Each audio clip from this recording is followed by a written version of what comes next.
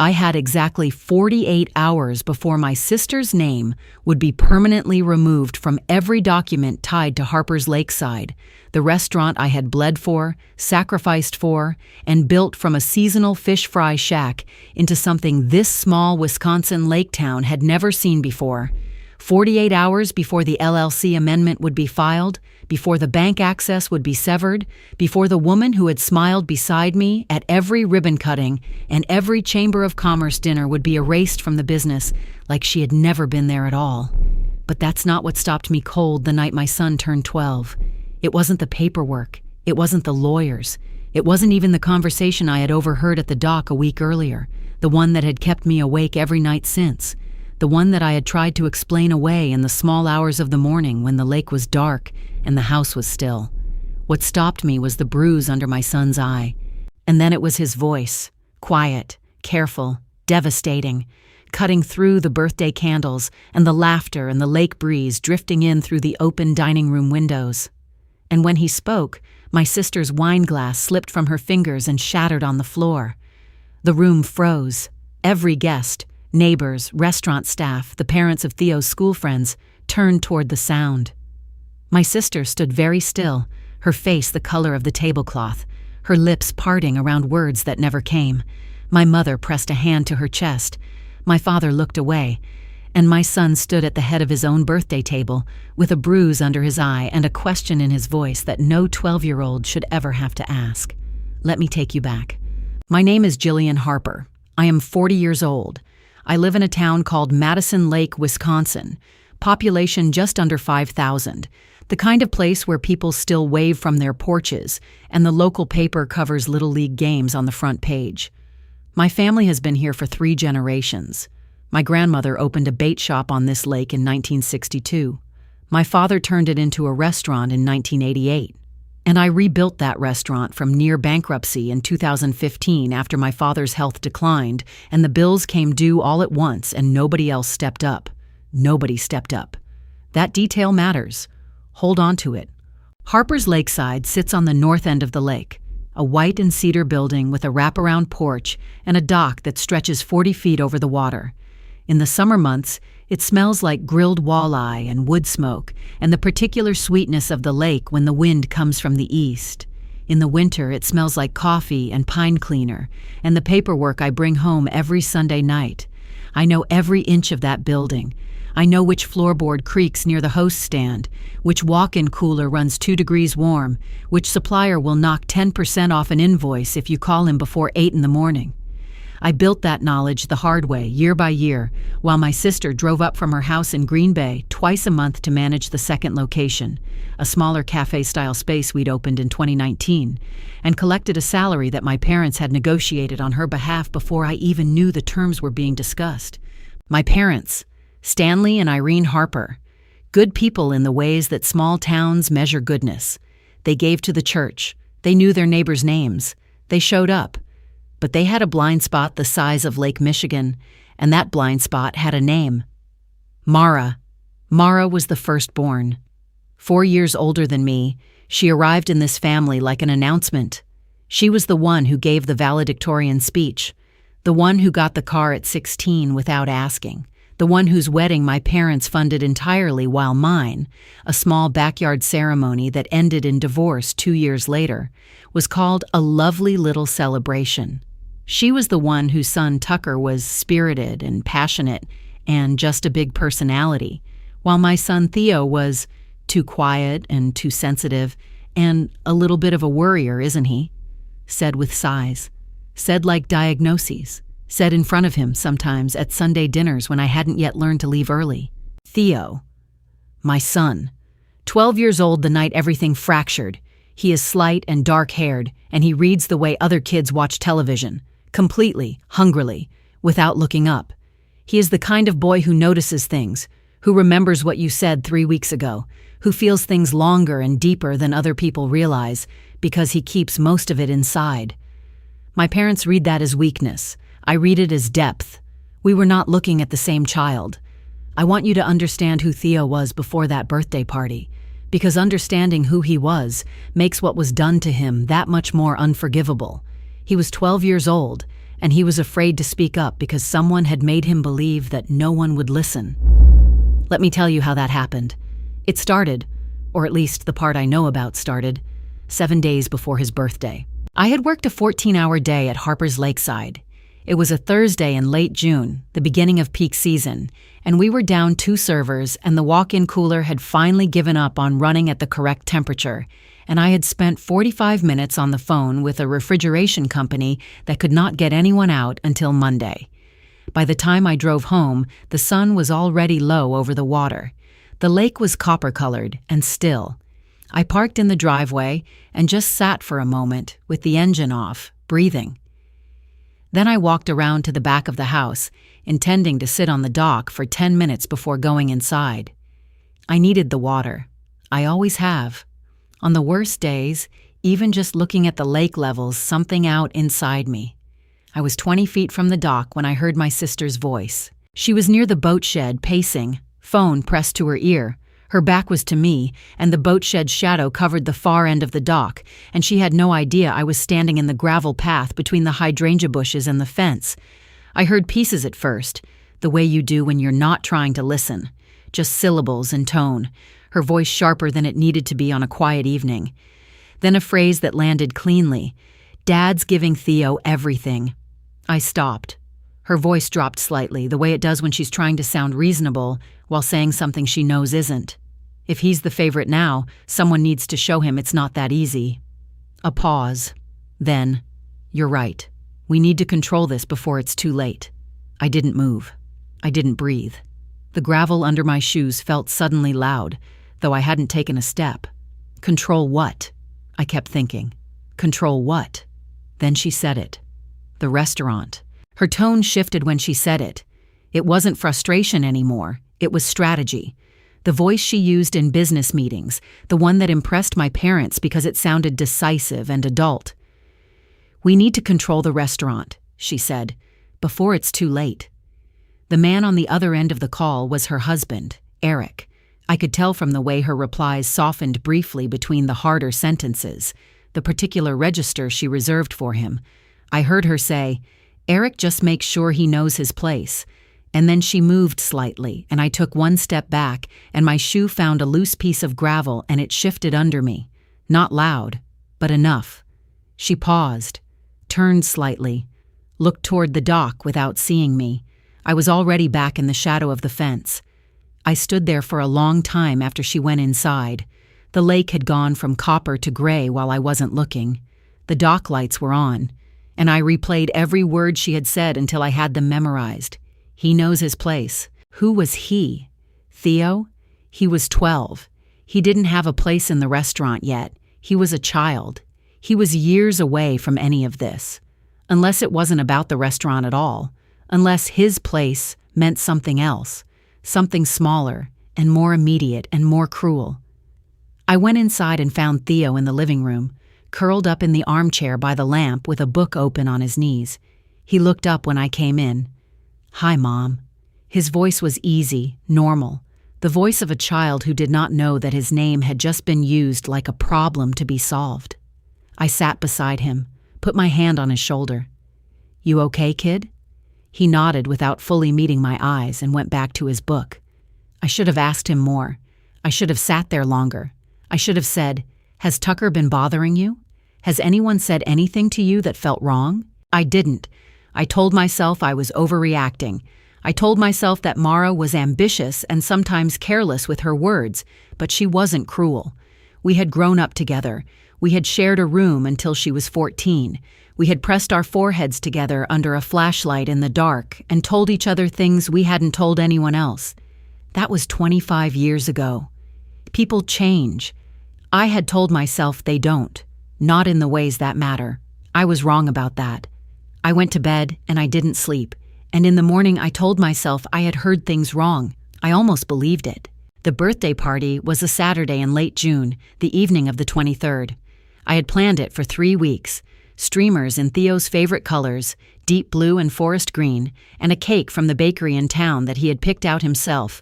3 layers with a frosting lake scene across the top. A tiny fondant version of the restaurant on the shore. I had invited his school friends, a handful of restaurant staff who had watched him grow up, a few neighbors, and my parents, who brought Tucker along without asking whether that was all right.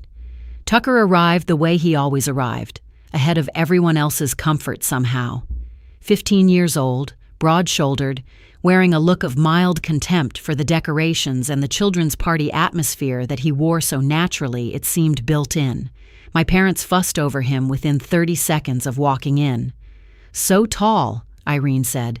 "Such a presence." Theo was already at the table. He had been quiet all day, quieter than usual, which was a thing I had noticed but attributed to birthday nerves. He was not a child who liked being the center of attention. I thought that was it. I told myself that was all it was. Then he walked fully into the light and I saw the bruise. It was under his left eye, not a small mark. The kind of bruise that forms from impact, purple at the center, bleeding out to greenish-yellow at the edges. Recent. I crossed the room in 4 steps and crouched in front of him and said quietly, "How did you get that?" He wouldn't look at me. "Just an accident," he said. His voice was flat in the way that voices go flat when a person is reciting something they rehearsed rather than saying something they believe. I looked up. Across the room, Mara was refilling her wine glass. She caught my eye before I could arrange my expression. "Kids play rough sometimes," she said, pleasant and easy, like she was commenting on the weather. "You know how boys are, Jillian." I did not know how to respond to the casualness of it, the completely unbothered, bright-smiled dismissal of a bruise on my son's face the week after I had heard her talking about making him learn his place. My chest went tight. "What kind of accident?" I asked Theo, still quiet.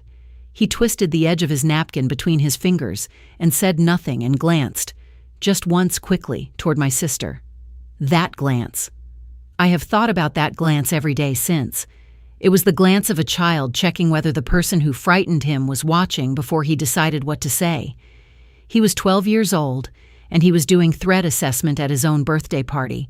I didn't know that yet. I was still putting it together. Then Tucker leaned toward Mara and said something low, and I saw her phone light up on the table, a message from a contact whose name was hidden, 4 words on the screen before she flipped the phone face down. "Did you tell him yet?" Mara's face stiffened, the pleasant expression held for 2 more seconds by sheer force of will, and then it cracked, just slightly, at the corners. She shoved the phone into the pocket of her blazer and picked up her wine glass again. Her hand was not quite steady. "Tell who what?" I thought. Him? Was that Theo? Was that Tucker? Was it someone else entirely? My father's voice came from the far end of the table, warm and loud, redirecting everything toward the cake. "Jillian, you're making a fuss over nothing," my mother added, her tone landing somewhere between soothing and dismissive. "Boys get scrapes. Let's not ruin the party." The guests shifted. I watched them. Restaurant staff, neighbors, the parents of Theo's friends, their eyes sliding away from mine, their bodies angling subtly away from the tension at the table. A woman I knew from town pretended to straighten her scarf. The man beside her busied himself with his plate. They could feel it. Everyone in that room could feel that something was wrong, and not one of them said so out loud. I stood. I said it was time for cake. I smiled because it was my son's birthday, and he was sitting at the head of the table with a bruise under his eye trying to be 12, and the least I could do was give him the next 20 minutes without a confrontation. But I watched Mara. Her laugh was too loud. Her hands trembled when she passed the plates. Tucker sat beside her with his smirk gone, replaced by something that looked like guilt, his fingers drumming on the table in a rhythm that stopped and started and stopped again. Eric sat at the far end, face neutral, eyes moving between his wife and his son in a way that suggested he knew exactly what was in that phone message. Theo blew out his candles. The room cheered. The sound felt hollow. After the guests left, the house settled into a particular kind of quiet. The quiet that follows a party that ended wrong. The kind of quiet that has weight. My parents were still there. Tucker had disappeared to the back of the house. Eric sat with his phone in the kitchen, and Mara was on the living room couch, legs crossed, wine glass in hand, projecting an ease that might have convinced me if I hadn't spent the past week lying awake, replaying everything I had heard at the dock. My friend Connie had stayed to help me clean up. Connie Delacroix. She had been coming to Harper's Lakeside since before I took over, first as a regular customer, then as a friend, the kind of steady, honest person who tells you what she actually thinks in a voice that makes you feel heard rather than managed. She was standing in the doorway between the kitchen and the living room, holding a stack of dinner plates, and her face when she looked at me was the face of someone carrying something they had been waiting to put down. "Jillian," she said. Her voice was soft but clear. "I heard something last week, by the backyard, near the dock." Everyone in the room went still. "Theo was crying," she said. "I heard it from the side yard. I was walking back from the parking area after dropping off a dish I'd borrowed. I thought I heard your nephew's voice too, low and sharp. But when I came around the corner of the fence, they were gone. Both of them. Just the dock lights on and the sound of the water. I turned to Mara. 'Crying,' I said. 'What was Tucker doing to my son?' And here is where the mask slipped. Not all at once. Mara was too composed for that. But the dismissiveness gave way to something harder, something with edges. 'Don't jump to conclusions,' she said. 'Your son probably provoked him. Tucker's just a teenager. You know how they get. Probably provoked him.' I want you to sit with that for a moment. A 40-year-old woman saying that a 12-year-old boy probably provoked the older, larger teenager who had been recorded in a bruise-causing incident. Probably provoked him. My parents stepped in from the kitchen. My father's voice was low and commanding in the way he believed made arguments end. 'Jillian, enough. We don't need family drama splashed around Madison.' My mother nodded, arms folded, and said, 'Mara's right. Boys fight. It's normal. Let's not make a spectacle. I had heard versions of this my entire life. Mara's right. Boys will be boys. Don't make a spectacle. Keep it in the family. Protect the name. Protect the restaurant. Protect the image.' And what those phrases always actually meant, without ever saying it directly, was, 'Protect Mara. We protect Mara. That is what we do in this family, and we have always done it, and you have always let us.' I was done letting them. I looked at my sister. I said, 'If you're telling the truth, you won't mind me checking the security cameras.' I had installed them the previous year, exterior cameras covering the backyard and the dock and the side yard, a decision I had made after a break-in at the restaurant and a general sense that a single mother with a child in a house on a lake should have eyes on her property. Mara held my gaze for 1 second too long. Then she laughed, short, sharp, performative. 'Go ahead,' she said. 'Waste your time.' But her hands tightened on her wine glass as she said it, and when she raised it to her lips, the glass was not steady. The study was at the back of the house, separated from the living room by a hallway and a closed door. I sat at the desk and opened the security app, and my fingers were shaking badly enough that I had to enter my PIN twice. The app loaded. I scrolled back to the previous Wednesday night, the date Connie had mentioned, 7 days before the party. I found the backyard feed and pressed play. The timestamp said 9:14 p.m. The backyard was dark except for the dock lights, which cast long, yellow lines across the grass. The camera angle covered the full yard from the back door to the water's edge, a wide view. Theo appeared first, walking from the side of the house toward the dock. Small, in a gray t-shirt, hands in the pockets of his shorts. He sat down on the edge of the dock and looked at the water, just sitting. Just a kid on a summer night looking at the lake. Tucker came from the side of the house 40 seconds later. He was bigger on camera than I expected, the way teenagers look bigger in footage than they do in rooms where adults are watching. He walked fast, with intent. He said something I couldn't hear. Theo stood up. Then Tucker shoved him. Not a push, not a shove in the ambiguous sense that parents use when they say kids play rough and mean something forgivable. A deliberate two-handed shove that sent Theo's small frame off the dock edge and onto the grass below. Theo landed hard, on his side, and I watched him curl inward, one arm going up to shield his face. I paused the video. I looked away from the screen for a moment.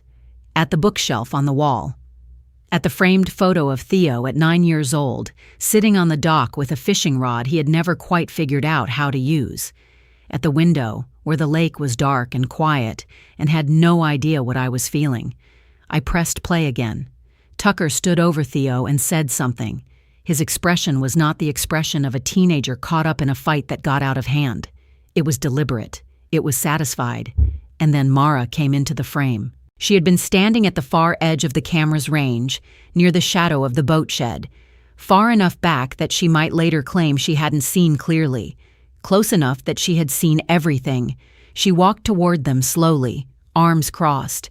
She looked at her son standing over mine. She looked at Theo on the ground. She did not intervene. She did not say stop.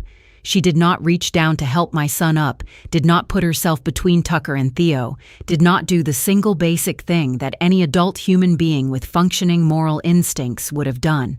She stood there, expression cold, almost satisfied. I sat in the dark study for a long time after the video ended. Then I called Theo in. He came slowly, shuffling in the way kids do when they already know what the conversation is going to cost them. His eyes went to the paused image on my phone screen before they went to my face. He recognized what I was holding. His shoulders went up around his ears. I knelt down to meet his eyes. I kept my voice as level as I could manage. "Theo," I said, "tell me what happened that night." He was quiet for a long time. His fingers twisted the hem of his shirt. Then, in a voice barely above a whisper, he said, "Mara told Tucker I deserved it." And then he said the thing that broke me completely open. She said no one would believe me. I pulled him into a hug. His body was rigid for a second, braced for something. For disbelief, maybe, for another adult telling him it was probably nothing.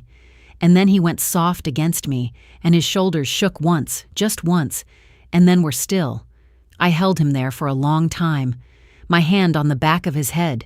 The security footage still paused on my phone screen on the desk. My sister had told her son that my 12-year-old deserved to be hurt, and then she had stood there and watched it happen. And then she had looked at the bruise on his face at his birthday party and said, "You know how boys are," Jillian with a smile on her face and a wine glass in her hand.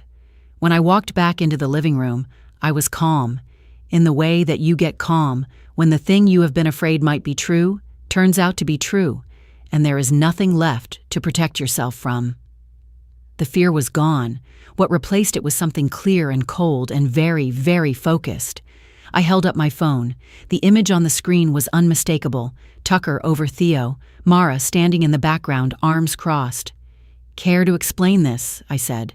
Mara's cup froze halfway to her lips. "It's not what it looks like," she said. Her voice had lost its casual ease. "I thought he was just playing rough." "Boys do that, Jillian." "Playing rough," I said. I stepped closer, not loudly, not with volume. I kept my voice completely level because I did not need volume. I had the video. I had Theo's words. I had Connie standing in the doorway with her eyes steady on mine. "You stood there and let your son hurt mine. You told him Theo deserved it." My mother gasped. Her hand flew to her chest. My father said something about not airing dirty laundry, about the restaurant's reputation, about what people in Madison would think if this got out. My mother said, "Jillian, calm down. We can't have this getting out. Think of the family. Think of the family." I looked at them both. These people who had attended every milestone of my life and seen Mara in the center of every single one, who had praised her competence and dismissed mine, who had fawned over Tucker's temper and pathologized Theo's quiet, who were standing in my dining room in my house after I had just shown them footage of their grandson standing over my son on the ground, and their first instinct was to protect the image. I said, "You've always taken her side. Even now. You're more worried about gossip than about Theo's pain." Then I looked at Mara. Her husband Eric was on his feet now. His jaw was set. His hands were loose at his sides in the careful way of a man who is deciding how aggressive to be. Mara stood beside him, and for a moment her face held everything at once: guilt, defiance, calculation, and something that might have been the beginning of regret, before it settled back into the harder expression. "I was frustrated," she said, voice thin. "Theo always gets everything handed to him.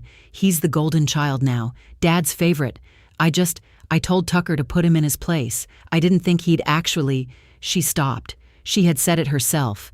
She had told her son to put my 12-year-old in his place. She had not said she'd told Tucker to have a conversation, not told him to set him straight in some verbal way. She had told him to put Theo in his place, and Tucker had done exactly what a 15-year-old boy does when a parent gives him permission to hurt someone smaller. The room was very quiet. Then I said, "I've already called CPS. They'll be in touch." Mara's face went white. Eric grabbed her arm. His voice came out sharp and low. "You're making a very big mistake, Jillian. You'll regret dragging us through this. You have no idea what we're capable of." I didn't move. "You're welcome to contact your attorney," I said.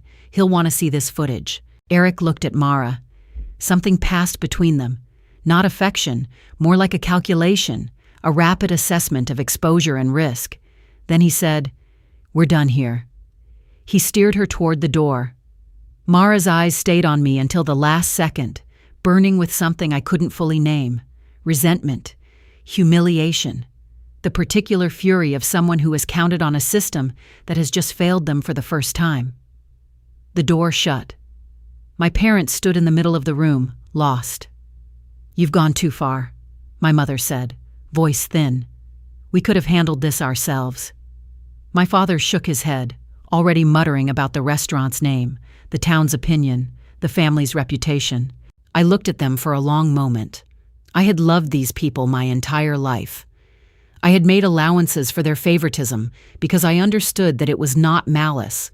It was a particular kind of parental blindness, the kind that forms when one child reflects your hopes back at you clearly, and another one does it in a language you never learned to read. I had understood it. I had forgiven it, year after year, Sunday dinner after Sunday dinner. I could not forgive what had happened to my son. "You chose Mara over Theo," I said. "You always have, but I won't." Their silence was its own kind of answer. Connie was at my elbow then, steady and quiet. She put her hand on my arm. "You did the right thing," she said. "Theo needs you to be strong." I nodded. I walked to the window and looked at the lake and thought about what the next 48 hours would require.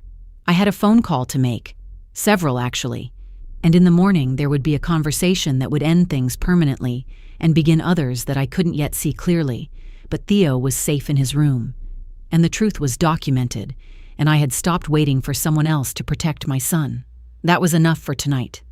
The morning after came in fast and gray, lake mist sitting low over the water the way it does in early summer when the nights are still cold.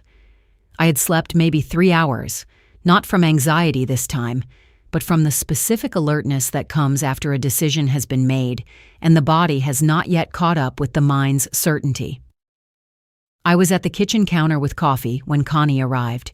She let herself in with the spare key and sat across from me without ceremony. She was the kind of friend who understood that some mornings are not for small talk. "You saw the video," she said. "What are you going to do?" I gripped my mug with both hands. "I'm removing Mara from the business entirely," I said. "Her name off every contract, every account, every operational document. And I'm keeping the CPS report active. What Tucker did to Theo is on record now. Whatever they investigate from here, that's their process. But I'm not withdrawing it." Connie was quiet for a moment. "This will change everything," she said. "Not as a warning, as a fact, stated clearly, so I could be certain I understood it. Your parents, the restaurant. Mara won't take this quietly. Eric certainly won't." "I know," I said. "Are you ready for that?" I thought about THEO'S whispered words in the study. She said no one would believe me. I thought about how he had looked in the living room doorway, braced, waiting to be disbelieved. 12 years old and already practiced at making himself small enough not to be a target. "Yes," I said. "I'm ready." She nodded. "Then tell me what you need." We spent the next 2 hours at the kitchen table with every document related to Harper's Lakeside spread between us. Partnership agreements, bank account paperwork, the operating agreement for the LLC, the payroll records, the vendor contracts. I had called my attorney, a woman named Patricia Wolf, from my car after the guests left the night before.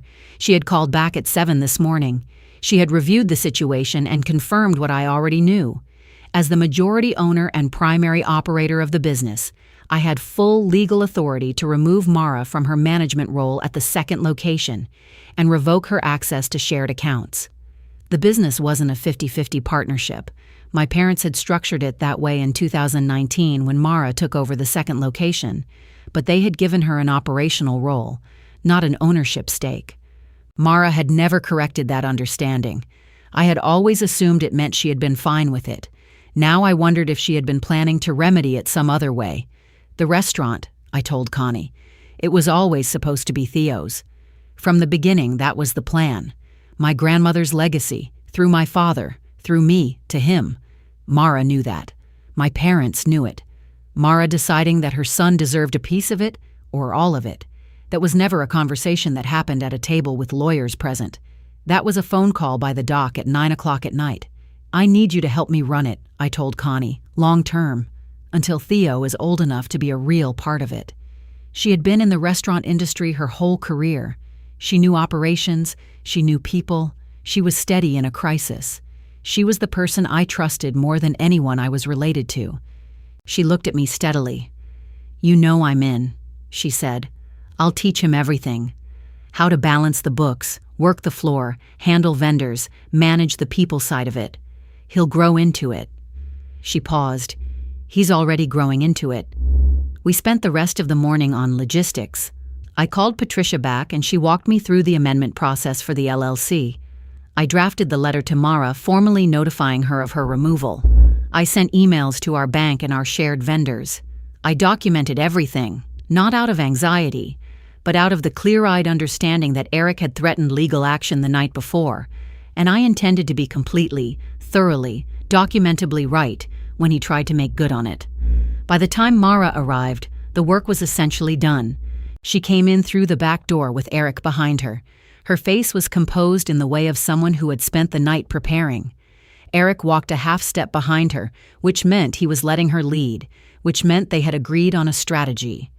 My parents came through the front door 30 seconds later, expressions somewhere between resigned and disapproving. I didn't wait for anyone to find their footing. "Mara," I said, "you're no longer managing the second location. Effective today, your access to all Harper's Lakeside accounts has been revoked. Patricia is filing the LLC amendment this afternoon. You'll receive formal written notice by end of day." Her jaw tightened. Her eyes went sharp and bright in the way they did when she was furious and trying not to show it entirely. "You can't do this," she said.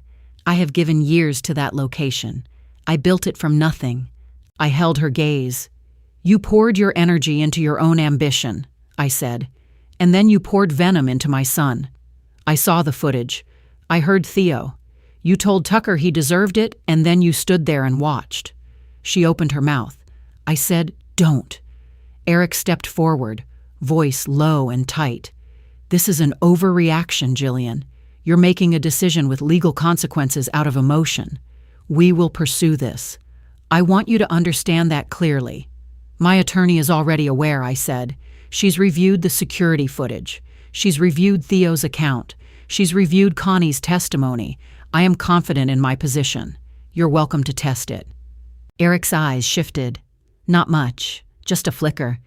And I knew that his attorney had probably already told him the same thing Patricia had told me, which was that a recording of Mara standing by while her son assaulted mine, combined with a 12-year-old's first-hand account and a third-party witness, was not a foundation for a successful countersuit. His threat was noise. He knew it was noise. My mother's voice came from behind them, thin and desperate.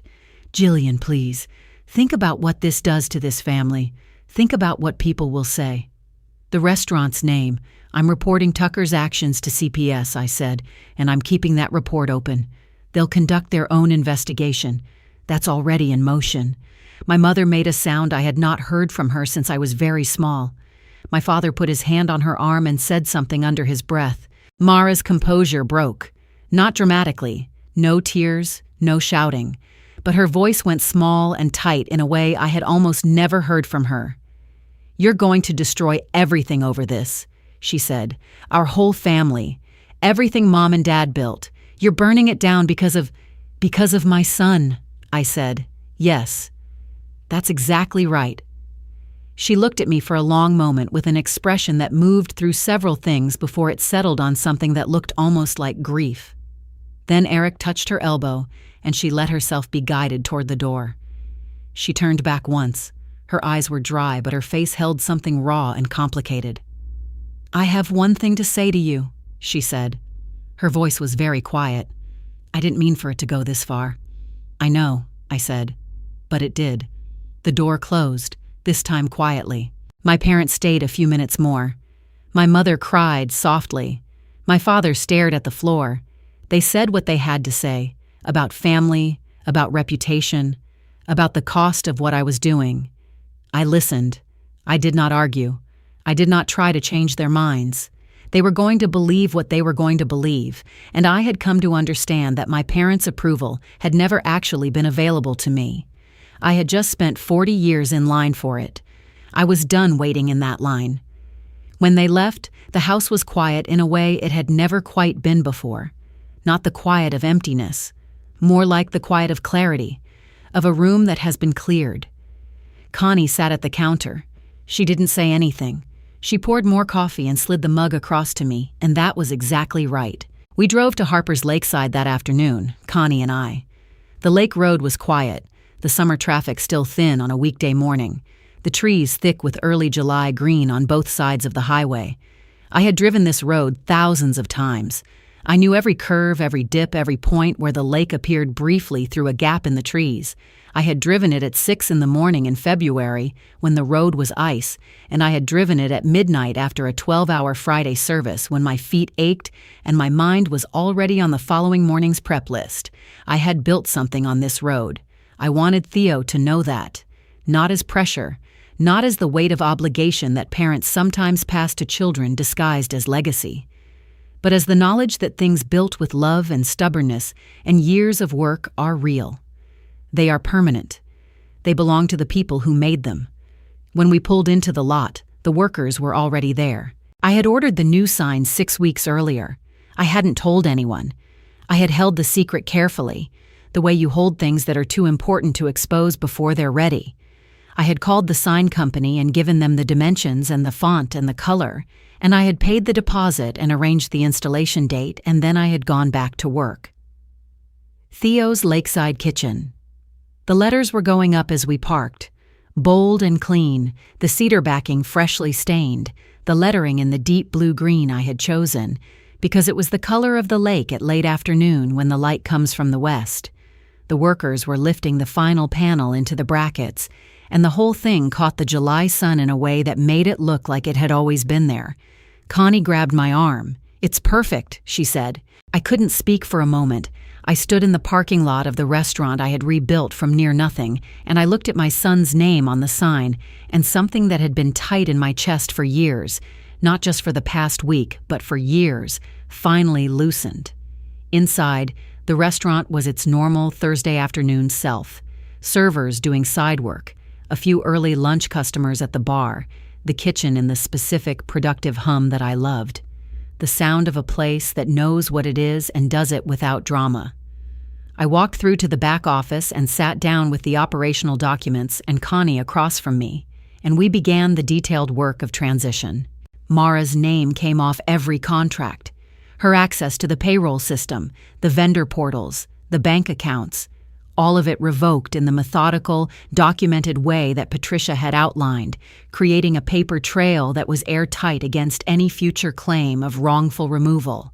The second location would need a new manager. I had already identified someone internally, a woman named Deb, who had been running the floor there for 3 years and knew the location better than Mara had ever bothered to. Then Connie and I mapped out the longer plan, the one for Theo. He was 12. He would not be running a restaurant at 14 or 16 or even 18, and I was not going to make the mistake of turning my child's future into a burden by attaching it to expectations he hadn't chosen. What I could do, what I intended to do, was build the business in a way that gave him genuine options. Teach him the fundamentals gradually and without pressure. Let Connie model what good management looked like. Let the restaurant be part of his life rather than the whole of it. And when he was old enough to make a real choice, let the choice be his. That was the plan. Not obligation. Options. Connie said, He's going to love that sign." I said, "I know." She said, "You ready to show him?" And I said, "Yes." I found Theo at the dock when I got home, the way I had found him there 100 times before, skipping stones across the water with the particular careful focus of a kid who has decided that stone skipping is a technical problem to be solved rather than a casual activity. He looked up when I sat beside him. His small frame was looser than it had been in weeks. The tightness around his shoulders was gone, the watchful brace he had been carrying since before the birthday party. "How are you feeling?" I asked. "Better?" he said. His voice was even. He tossed another stone and watched it skip 4 times before it sank. "I'm not scared of Tucker anymore." "You don't have to be," I told him. And I mean that in a real way, not in the way adults say things like that without meaning them. Tucker will not be in our lives. Mara will not be in our lives. Not until and unless things change significantly, and we are not holding our breath for that. What CPS does from here is their process. They will make their own determinations. What I can tell you is that I have done every single thing that was mine to do to keep you safe. The rest is handled." He nodded. He'd already understood more of what happened over the past week than I had given him credit for. He was quiet, my son, but he was not unaware. I held up my phone and showed him the photo Connie had taken in the parking lot, the sign in the sun, Theo's lakeside kitchen. He went very still. His finger traced the words on the screen. "That's—" He stopped. "That's my name," he said. "It's yours," I told him. "One day you'll make it your own." He looked at me for a moment with those dark eyes that saw things, and then he leaned against my shoulder and looked back at the lake. We sat like that for a long time, the water moving gently, the dock warm under us, the mist that had covered the morning long gone. That evening, Connie joined us for dinner by the lake. Not at the restaurant, just the 3 of us on the back porch with food I had thrown together from what was in the kitchen and a bottle of wine I had been saving for something worth celebrating. We laughed over old stories that had nothing to do with Mara or my parents or any of the wreckage of the past week. Connie told Theo she would take him fishing the following Saturday and teach him how to bait a hook correctly because the way he'd been doing it was an embarrassment to the sport. He shot back that he'd caught more fish than she had this summer, which was almost certainly not true, but delivered with enough confidence that we laughed anyway. I watched them across the table and thought about what family actually is when you get past the word and into the substance of it. It is not blood ties, though blood can be part of it. It is not shared history, though history can build it. It is, in the end, the people who are still sitting at the table after the hard thing happened. The people who didn't flinch. The people who stayed. Connie had stayed. She had been in the doorway with a stack of plates when she could have quietly gone home and said nothing, and she had spoken anyway because Theo deserved someone to speak. That was family. That was the real thing. The stars came out over the lake while we were still talking. The new sign wasn't visible from the back porch, but I knew it was there, gleaming in the empty parking lot 4 miles down the road, the letters holding the night air. A year passed. The CPS investigation ran its full course. I will not detail the outcome, because it is not mine to detail. It involved a minor and a process that deserves its privacy. What I can tell you is that the investigation was taken seriously, that the footage I provided was reviewed, and that appropriate steps were taken regarding Tucker's behavior and the environment in which it had developed. Mara and Eric retained legal counsel. Their attorney contacted Patricia twice in the months following the birthday party. Both times Patricia's response was a politely worded letter that essentially said, "We have extensive documentation, and we are very comfortable proceeding to discovery if you would like to." Neither contact resulted in litigation. Mara's access to the second location ended completely. Deb took over the management role and within 3 months had improved both revenue and staff retention. She was better at it. She had always been better at it. She had just never been given the title. My parents called 4 times in the fall. Each time, the call was a version of the same conversation. They thought I had gone too far. They believed I had made a decision in anger that I would come to regret. They wanted me to consider what reconciliation might look like. I listened each time. I was not cold with them, but I was clear. The reconciliation they were imagining was the kind where I apologized for protecting my son, and we all agreed to pretend the video didn't exist. That was not a reconciliation I was willing to participate in. They stopped calling in the winter. I don't know if that was a decision or just what happens when no one reaches back. Theo turned 13 on a Saturday evening in late June. The restaurant was his, at least in name. Theo's Lakeside Kitchen had been turning heads on the lake road for a year by then, and the regular customers had embraced the name the way small towns embrace things that make them feel like they're part of something. The reservations book was full. The new menu, Connie and I had spent the winter redesigning it, adding 3 items Theo had actually suggested after eating his way through every dish we tested, was a quiet hit. A food writer from Milwaukee had driven up in April and written 4 paragraphs that ended with the phrase, "an unpretentious gem," which Connie had printed out and taped inside the walk-in cooler door as a joke that gradually became a point of pride. Theo was different in ways I had to look carefully to see. He was still quiet. That was his nature. It would always be his nature, and it was not a flaw. But the watchfulness was gone. The braced, waiting quality that I had not recognized as fear until I saw it leave. In its place was something steadier, a quiet that came from being settled rather than from being afraid. That evening, he put on a small kitchen demonstration for a group of kids, school friends, the children of staff members, in the restaurant kitchen while the adults were finishing their desserts on the porch. I stood in the doorway and watched him show a 9-year-old how to knead pizza dough, his voice patient and clear. "Don't rush it," he said, guiding the smaller boy's hands.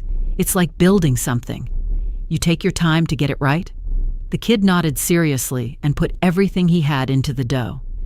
Connie leaned against the prep counter, grinning. "He's a natural," she said. I didn't answer.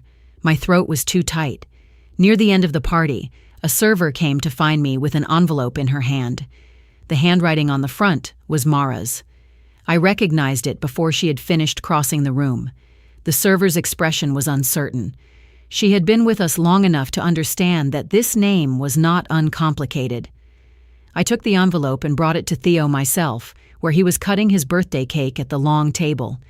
He wiped his hands on a kitchen towel and turned it over once, reading the handwriting. His expression did something I couldn't fully read, not the old fear, not the braced quality. More like recognition, like seeing something he had already thought through and come to a conclusion about. He opened it. His eyes moved across the page for about 10 seconds. Then, without a word, he tore it cleanly in half and let the pieces fall to the table. "Some things are better left unopened," he said. His voice was calm and final and entirely his own. I looked at the pieces on the table. I caught fragments of words. "I was wrong, and I'm sorry and please," but I didn't pick them up. I did not reach out to my sister. Her apology, arriving 1 year and 1 day too late, was her own business. She had made her choices at the dock, at the birthday party, in my living room, at my kitchen table. She had made them clearly and repeatedly, and with enough deliberate thought that I could not receive them now as accident or misunderstanding. That was not cruelty on my part. It was honesty. After the cake, after the guests, after Connie had helped stack the last of the chairs and said goodnight with a hug that went on longer than usual, Theo found me outside. The lake was dark and smooth. The sign above the entrance cast its light in a warm circle over the parking lot. We stood together on the porch looking at it. "Thanks for this, Mom," he said. His voice was quiet, but it wasn't the old quiet. It was his. "It feels like home." I put my arm around him. "You are my home," I told him. He leaned into me for a moment. Then he straightened, the way teenagers begin to straighten, testing the feeling of standing on their own, and looked out at the water. The past year had been hard in ways I could describe, and in ways I couldn't.